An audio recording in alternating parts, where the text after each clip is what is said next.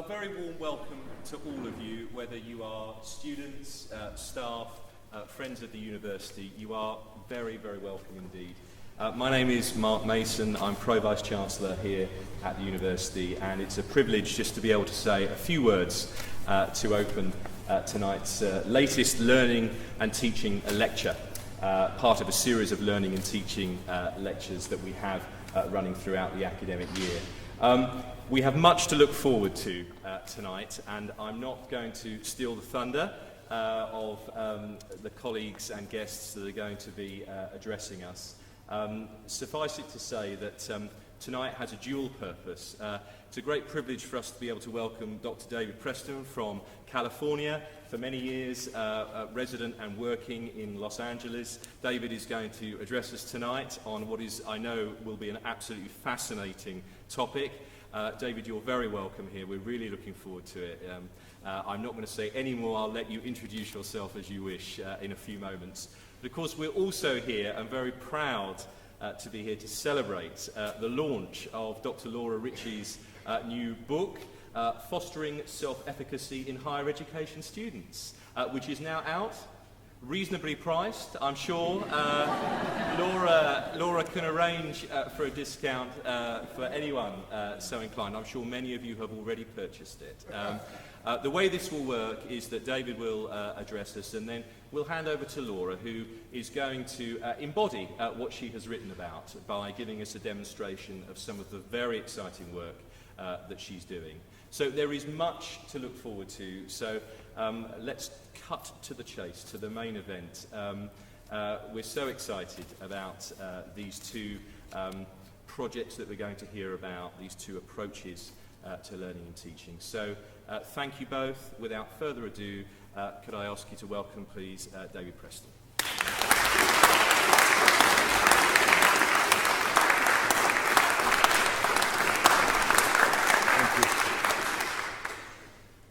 First of all, I want to thank Laura Ritchie and thank Mark and Ben, where have you gone, Ben?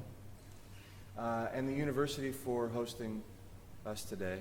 I came here with Haley Green, and one of the things that I promised Laura's children on the way out, after hearing Mark use the word fascinating, was that I wouldn't bore them. So if I do, will you give me a hi sign or let me know, make some noises, because that would really, really make me sad. My favorite moment of any talk is the moment just before it begins, because that's the last moment that everything is still truly possible. That one. And it's that way with learning.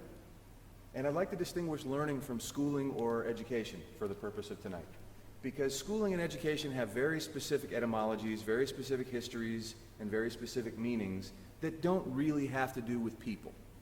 They have to deal with purpose and institutions. Education is the process of leading... Hello, Izzy. Pete, nice to see you both.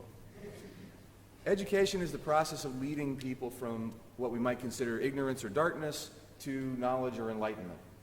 And it has its roots not necessarily in Plato's Academy, but from the days of Charlemagne, when, after the plague and the Dark Ages, it was really important that people know how to defend themselves and run businesses in order to have a country in the morning when everyone woke up.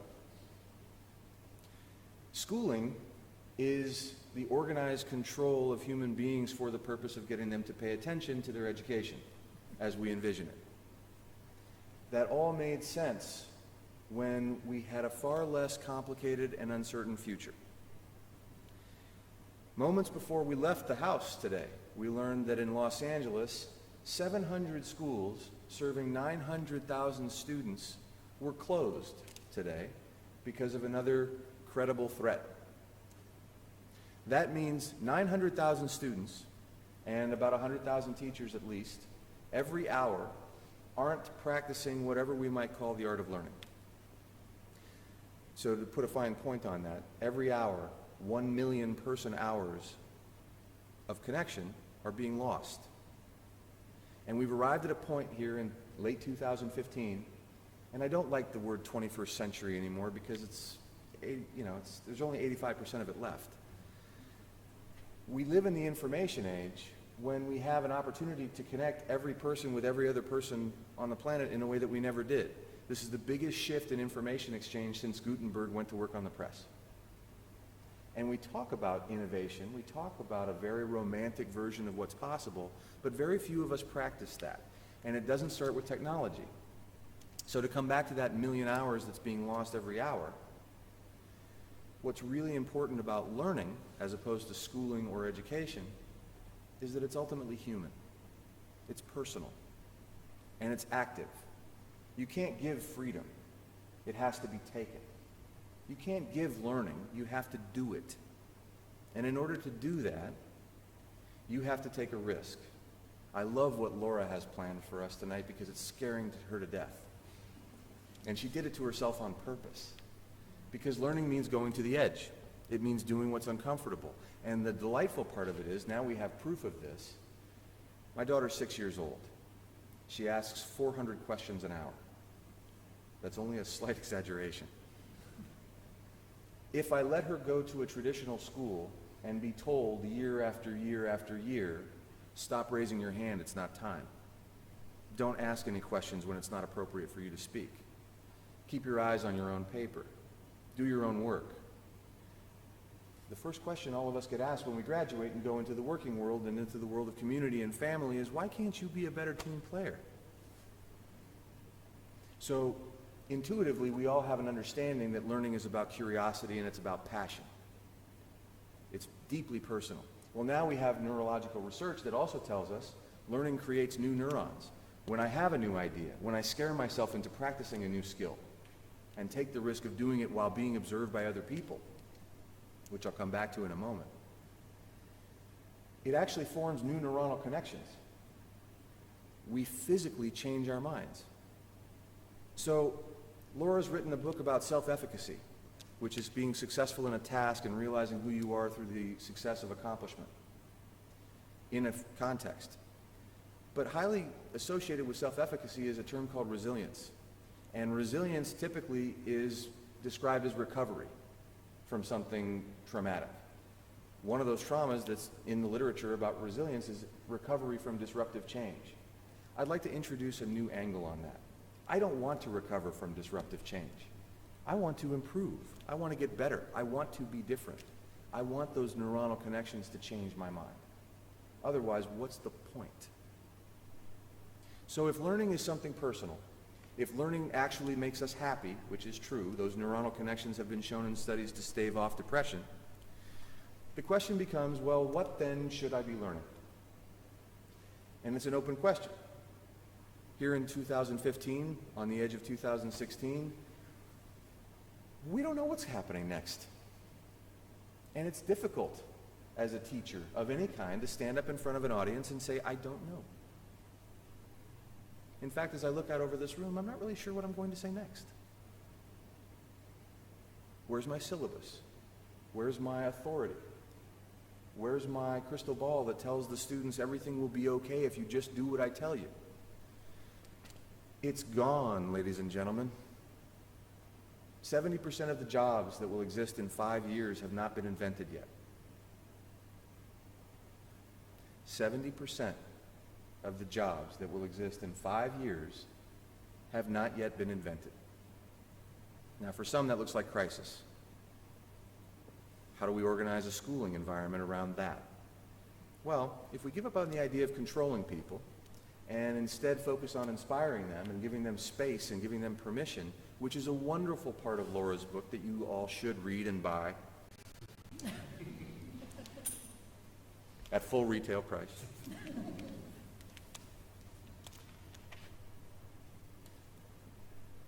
Admitting that we don't know becomes a very powerful transaction. In fact, I brought Haley, I'll say this publicly, I love this woman, but I love you are probably the second most important 3 words. I don't know may be the most important 3 words, because I don't know allows for participation. It allows for agency. It allows for personal leadership. The teacher should not be in charge of the student. And that's a struggle for a lot of us who grew up in an environment that was very different. In Charlemagne's school, which began all the way forward to the Prussian model and Horace Mann and American education, which is what I learned my way through. I went to public schools, which has a very different meaning than public schools in Great Britain. My public schools are warehouses, where really the only goal that teachers are judged by is control, classroom management. That's a $2 billion a year industry. It's amazing to me that they charge $500 for a teacher to go to a conference to tell kids how to be quiet, when all you really have to do is ask them what they want to learn and listen to the silence.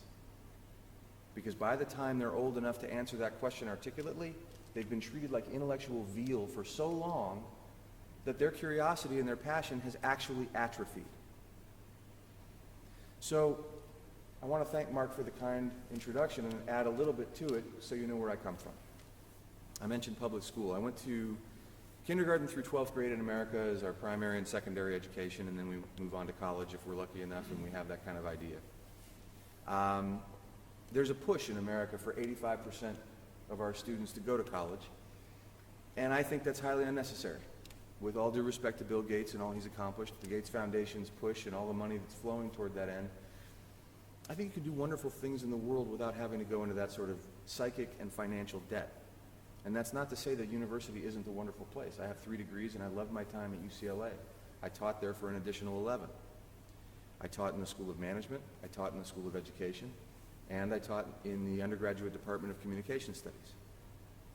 But increasingly over time, between that and my experience as a management consultant, and I worked with some of the best and the brightest. I was even fortunate enough to work with Sir Richard Branson at one point. I was hearing complaining of a sort that I'd never heard before. Now, a sort that I'd never heard before. Every generation of schooling has had its complaints. There has never been a single year, if you do a content analysis, and unfortunately for my doctorate I had to, of American newspapers, there was not a single year where the stories were biased toward the positive. Hey, school, you're doing a terrific job, keep it up. That never happened. The next time that happens will be the first. But we live in a world where the stakes are higher. And I was listening to people who had succeeded routinely tell me that they had to recover, and I used the word rehabilitate when we were talking earlier, from their education just to survive in the world and succeed in their occupations. And everything changed for me, as it did for many people, on 9/11. On 9/11, I was in my last week of escrow to buy a house in Maui. I was gone. I was going to the islands. I was going to have my team building and strategic planning retreats there. My consultants on the mainland would continue their work. I was going to get the mountain to come to Muhammad, and every once in a while I would grace the people with my presence. And that day, everything that I had learned my entire life broke. Because all of a sudden I realized everything, all of the big picture problems and challenges and opportunities, the environment, politics, religion, the economy, ourselves. Every idea we have is formed by the institution that's ostensibly responsible for helping us develop our ideas of how we think. And it was easier when we had these deductive goals in mind, when we had the jobs to prepare people for, and we could say, all right, one career path is being an accountant, here are the skill sets that you'll need, one career path is being an engineer or a yoga teacher, or. If you want to be a better musician, here's what you do. All well and good. We will still need doctors. Some of those things don't go away. However, what I realized on that day, and in the days that followed, was that the institution that was responsible for not only helping us what to think about, but how to go about thinking, wasn't doing the job at all. Now, I don't know what your experiences are with school. I'm guessing that everyone can point to one or two, at least, teachers, I hope, that they look back on with inspiration and gratitude and have that moment of yes and thank you, it helped make me the person I am today. They are the exceptions that prove the rule. We've never had any way of really measuring what good teaching looks like. And as things have gotten more regimented in the United States, and as we've gotten more fearful about teaching, instead of giving people more freedom in a country that was founded on the idea, we've gone more toward the empirical business of gathering evidence, testing, and looking at the numbers that say, okay, well, so-and-so's doing the job or so-and-so's not doing the job. But here's the problem. In that environment, there's less thinking that's happening than ever. So I decided to become a career counselor's nightmare. I went from being a management consultant and a professor at UCLA to going to teach high school in the nation's 4th largest school in Los Angeles. Now, people talk about urban environments and education, and you can picture all the horribles. You have that in your mind? Good, then you know where I worked. Barbed wire, a Los Angeles Police Department substation on campus, childcare for the students, and it cracks me up every single time I hear about bilingual education. We had about 6,000 students on that campus on a year-round 3-track calendar. Any guesses, just for the interactive moment in the talk, how many languages were spoken? Anyone feel lucky? 25? 35. 20. I've got 35 here, 50 over there. 173. I didn't know until that day that there were that many languages. So, what do you do in that environment? You walk in, you meet students, one of whom had green hair and was in a wheelchair and only had the use of his thumb and had a better sense of humor and more resilience than any 10 people I've ever met. And you walk in and you say, I don't know. And you start thinking about what learning really can look like.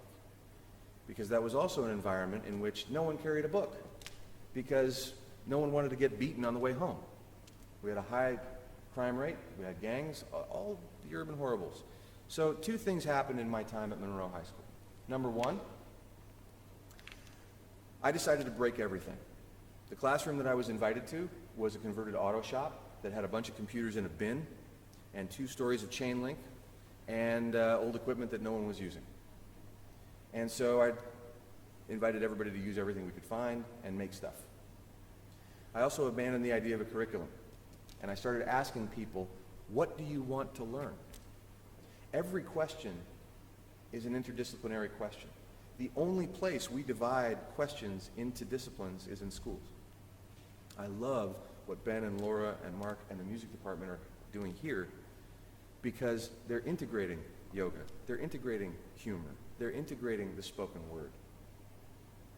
They're actually giving people permission to use what we know in the real world. Show me a cup of tea, I'll show you ceramics, botany, and the history of colonialism. It's a rich experience being alive in this world. So, asking people what they want to learn. What's your big question? The next thing I did, like a lot of teachers, is I started using the internet and social media, and this is 10, 11 years ago. This was back when asking permission would have gotten me a no, and admitting what I was doing would have had me on my knees begging forgiveness. So, the internet's a scary place for those people who don't know. There's porn out there, there's gambling. People will sell you a car if you're not careful. More and more, though, over the time that I've been teaching, that zeitgeist is changing, and people are reaching out to each other in a spirit of absolute generosity. So, in thinking about how I might make this something that was more accessible to other people, because the question always comes up, well, all good and fine, David, you're doing wonderfully, but how is everybody else? You propped up a bridge from Wales. I can't do that. How did you do it and give me the step-by-step? And you're saying, well, it takes a lot more than the step-by-step, doesn't it? So I moved to the Central Coast of California, to a community that, I'm 6,000 miles away, so right now I'm safe, but I still am aware that this will be on the internet, and I'd like to be careful because I'm going back to work in January. There are 100,000 people, upwards of 90 churches, not a single new bookstore. There's an Air Force base. There's a lot of agriculture. And within that agriculture, there's a culture socially wherein you either own the fields or you pick the strawberries. There's a caste system. And so in that environment, it's very difficult to imagine people arriving at a classroom being passionate and engaged and asking questions, which made it perfect for a guy like me. Because if you can do it there, you can do it anywhere. And really, as you have so amazingly demonstrated, and I loved, if no one in here is familiar with the Funtington Group, you really should get to know this man before you leave. Thank you again for opening your home last night. There are places all over the world where learning takes place, and it's not external, it's in here. Laura and I have collaborated with a professor of architecture named Mark Cabrinian, who does a masterful job of making this manifest in the world by inviting students into his studio and telling them to break it and make it theirs. And so to come back to my process. So I mentioned that students didn't carry a book. One student walked in with a book, and the reason that I stuck with this is that student. It wasn't the textbook. It was The Art of Happiness by the Dalai Lama. Yes, I raised my eyebrows too, and I said, "Come here. Who are you and where did you come from?" It turned out he was from Ulaanbaatar, Mongolia. He had gone to the airport, having forged his parents' signatures on the documents, called his parents from the airport as he was boarding the plane and told them he was going to California, and showed up in that warehouse environment, learned English, passed the entire curriculum in about 10 months, and then invited me home for dinner. So I went. And I spent about a month in Mongolia, Western China, and Tibet with this young man and his family. And what I learned from Zolzaya Damdinsaran was, well, put it this way. There were bells rung that I simply couldn't unring when I came back. I originally thought of my teaching stint like any good young Western capitalist yuppie. I thought I was doing a domestic Peace Corps and I would get over it and get back to the world of the living and make more money.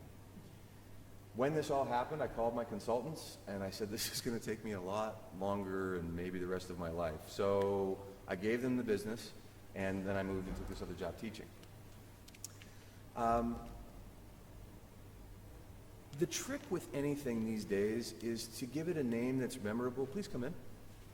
And to do it in a way that accurately describes it so that it's accessible, but not to market it so that it's another parallel competitor in a world of parallel competitors.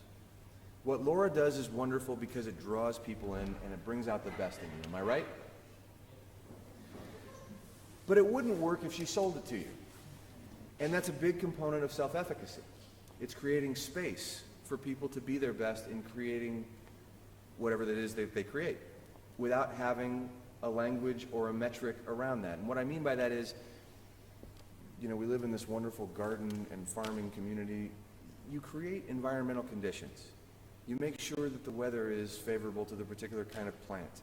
You give it the requisite amount of water. You may talk to it kindly. But you don't tell it how high to grow or what color to be. So in thinking about all of this, and in deference to the fact that I was using a lot of technology, I called what I do open source learning. And it's not mine. It's ours. It's what we've been doing since we were born. It's what we've been doing for thousands of years. It's what Archimedes was doing when he shouted Eureka and ran down the street naked because he figured something out in his bathtub. One of the more beautiful learning moments in history. So I came back to two ideas in calling this open source learning. One was the word technology does not mean tools. When people talk about technology in education, they often mean computers or the internet. No, that's not what it means. This is the English teacher in me. Sorry, English teacher moment.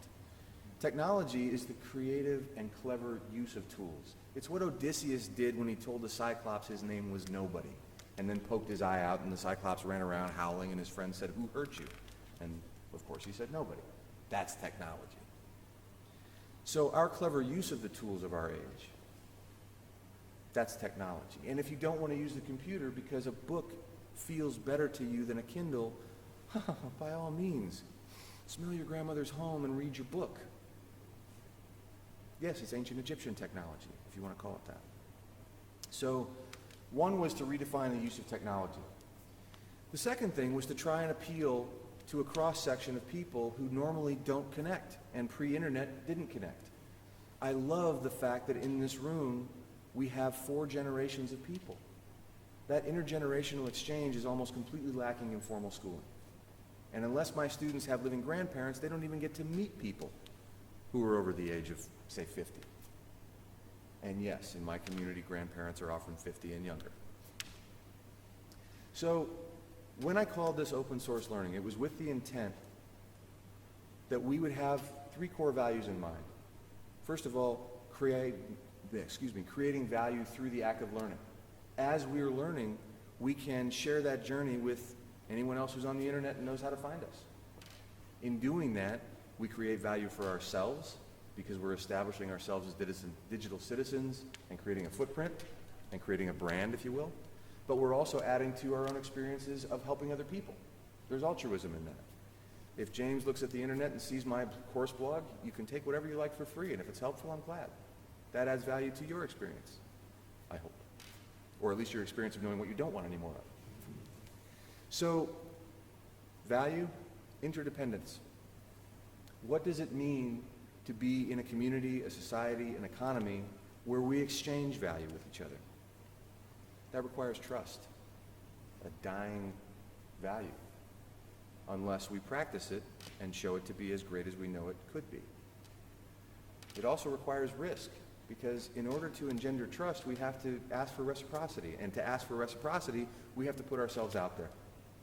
I have to stand up in front of you and at the end of this say, what do you think? That can be hard. And then hope. If you make the mistake of reading too many newspapers or watching too many news broadcasts, it's easy to lose hope.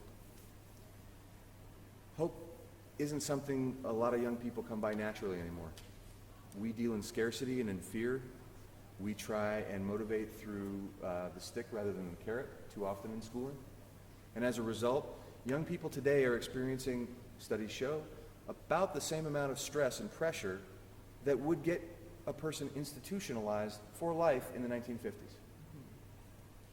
And our coping strategies don't match because we don't address mental fitness. And here I'm going to go into the next level of open source learning, which is dealing with the whole person. And how are we doing on time? We all right? 5 minutes. Oh, and I only have 4 more hours of stuff. Okay. So briefly, there are 5 fitnesses that I think we would all do well to remember to encapsulate the whole person. The first is mental fitness. Proper schooling generally doesn't deal with how we remember, how we experience our emotions, what we mean when we say pay attention. I was told to pay attention 1,000,000 times. That's a conservative estimate. Well, what's my currency? How do I know that I'm paying better attention than she is? So, mental fitness is the first. Physical fitness is the second. Last night I had a lovely conversation with Elizabeth at your home, and she was talking about in order to understand how to play the piano, you first have to be an athlete. In order how to understand my experience of coming over here and having whatever people call jet lag and getting off the plane and being with Laura and going to an event last night and doing our thing today and coming here, you have to understand things like nutrition and sleep and exercise and your own body and listening to yourself. And I'm just coming to that awareness now as an adult. It's easy when you're a kid and you have the metabolism of a hamster on speed who's been set on fire. Civic fitness, how we participate in a larger ecosystem of people through democracy or whatever passes for it these days, because people have given up their democratic rights. We don't necessarily understand that mental fitness and physical fitness are necessary conditions of being a responsible citizen. And I can make the point much more easily than saying things like go vote. If you're in a healthcare pool, you're paying a premium based on the worst physical fitness in that pool. So everybody who's not eating well and everybody who's not taking care of themselves are directly costing you money. Think about that the next time you want to be nice to someone by telling them to get off the couch. Spiritual fitness. School notoriously has a problem with religion, and sometimes rightfully so when we talk about imposition. It kills me that the 6,000-year-old holiday of Hanukkah, which just ended, is the story of a Syrian king imposing religious will on a people and having backlash. And here we are 6,000 years later. Okay, moving on. Technical fitness. How do we experience the tools of our age and how do we use them to the best of our ability? Because all of this is not instantiated in school. The personal learning that drives our fuel, that drives our passion and our curiosity and our will to be better people through what we do in the world, is not school related. That's ultimately portable. And I hope that you take it with you tonight. Those 5 fitnesses, that's a cheap and easy way to describe us. And yet all of us are infinitely more complex. Walt Whitman said, "I am large, I contain multitudes." We experience everything through this amazing gray matter between our ears that none of us really understand and never have and likely never will. You can light up an MRI in a dozen ways and tell me which part of the brain lights up when I lie. That's cute. It doesn't tell me everything I need to know, and I don't want it to, any more than I want you to give me a recipe to say how to fall in love. The idea that we can take learning and do it anywhere, exchange ideas, and use the internet to create value, interdependence, and hope is something that Laura and the university are doing a magnificent job of, and I'm so pleased to see a community of support for that. And anything I can do to help you amplify and accelerate your efforts, I am at your service. Thank you so much for the time that you spent this evening, which, by the way, came at a great cost. Normally I say this at the beginning, but we were already depressed enough. You know when I talked about the 1,000,000 hours that's being sacrificed? Here's the real cost of that 1,000,000 hours, and this is what I'll leave you with. At the end of tonight's get-together, this 1 or 2 hours will bring us 1 or 2 hours closer to the ends of our lives, and we don't get a do-over. Does anyone know the definition of opportunity cost? In school, you learn that it's what you give up to get what you get. But that's not it. It's the sum total of possibilities that you give up. So not only were you not home, not only were you not with friends or relatives for dinner, not only were you not reading that book you put down to get out of the house, but you weren't kayaking the Bering Strait, you weren't climbing Mount Everest, you weren't doing anything else. All of those other possibilities collapsed into this one moment. Cherish that moment and live it intentionally so that your learning is no accident. Because a lot of us learn what we don't want. I learn every time from a conversation what I should have said, and unfortunately I learn it after I leave. So I promise you, I'll be going to bed tonight thinking, oh, and you know what I should have added? Oh, darn it. That's learning. And for anyone who wants to continue the conversation, Laura knows how to get a hold of me. But I do want to thank everyone and thank the university and all the people in it for what you do. And if there's anything I can leave you with,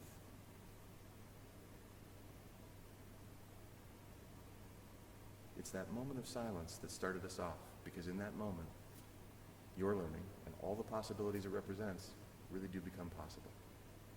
Thank you.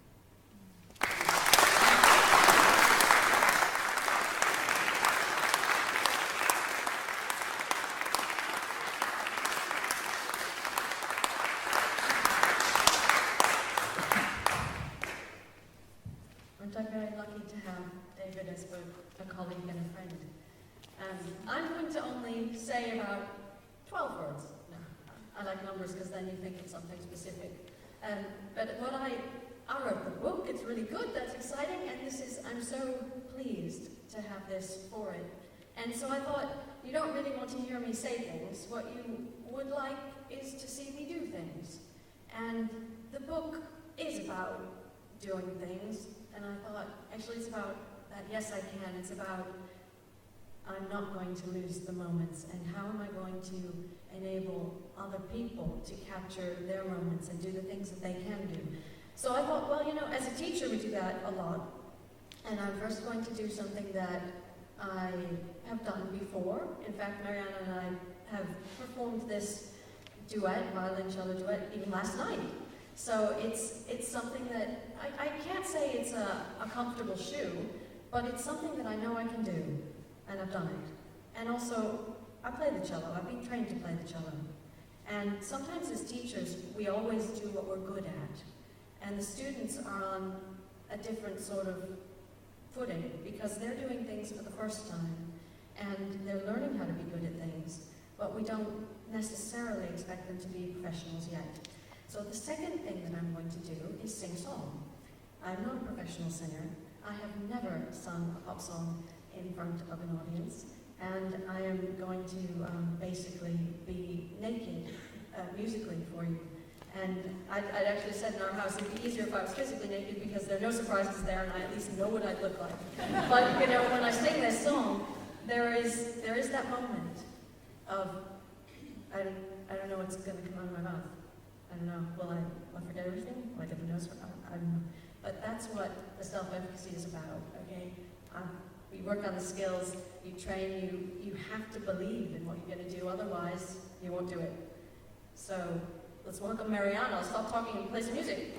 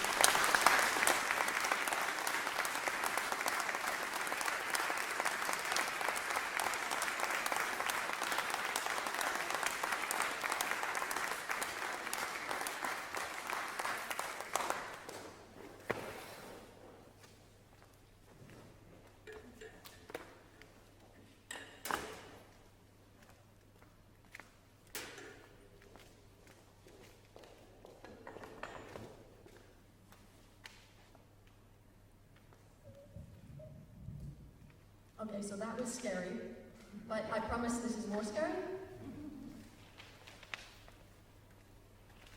This is Billy. He's a second-year student. Mariana just graduated from the MA. And we're very, very fortunate in this department to have fantastic students who support their lecturers when they decide to learn.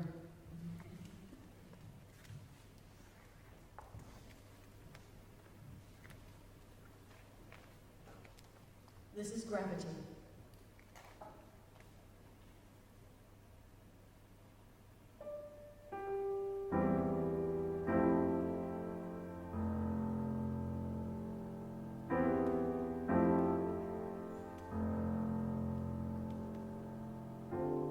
Something always brings me back to you. It never takes too long.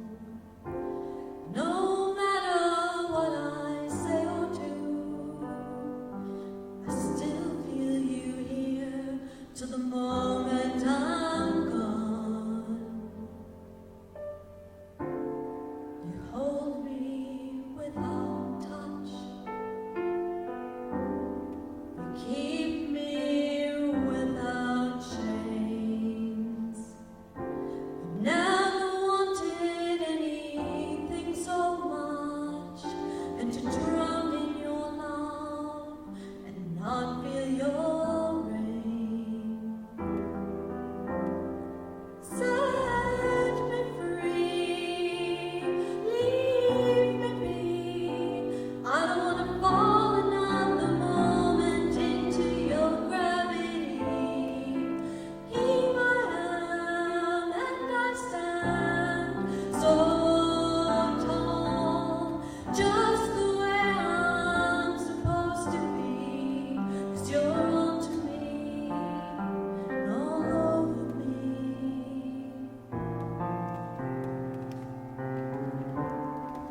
You loved me 'cause I'm fragile, and I thought that I was strong. But you touched me for a little while, and all my fragile strength is gone. Set me free, leave me be. I don't want to fall another moment into your gravity. Here I am and I stand so tall, just the way I'm supposed to be. 'Cause you're onto me and all over me. I live here on my knees as I try to make you see that you're everything I think I needed here on the ground. You're neither friend nor foe, and I can't seem to let you go. The one thing that I still know is that you're keeping me down.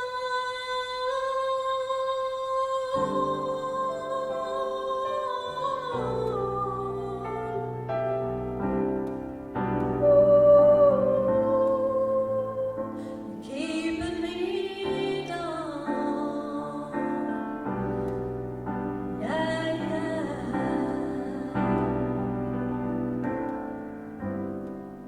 You're onto me, you're onto me, and all over. Something always brings me back to you. It never takes too long.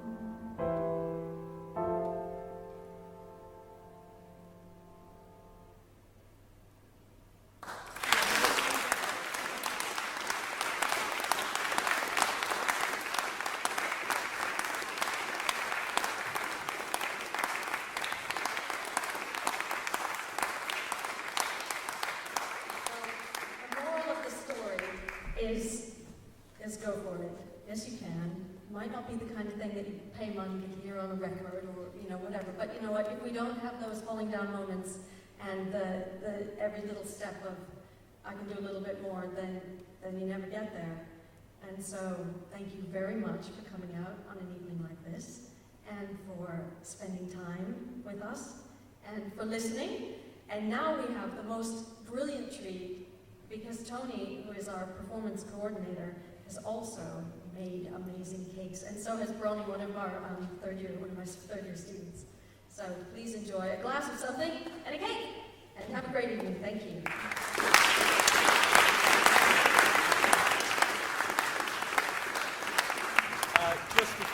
Just before we get those refreshments, can I just say something both to David and to Laura, because I really feel it needs to be said on everyone's behalf. David, thank you.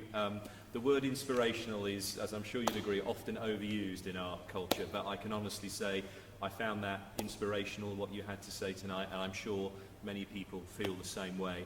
A word that is less often used in our culture is wisdom, and I'm very fond of that word, and I want to thank you for the wisdom that you've brought to us tonight, hard-earned through a life in education. So thank you. Thank you for your inspiration, and thank you for your wisdom. Laura, a word that we often hear used in our culture is brave. That was very, very brave tonight. But as David pointed out in his talk, and a word I think that is less often used, but which I'm much more fond of, is trust and being trusting. Thank you for trusting us tonight with that. Thank you for trusting in us to respond to you and to support you. That's a real true hallmark of an educator. Can I ask everybody just to thank both David and Laura for what they brought to us tonight?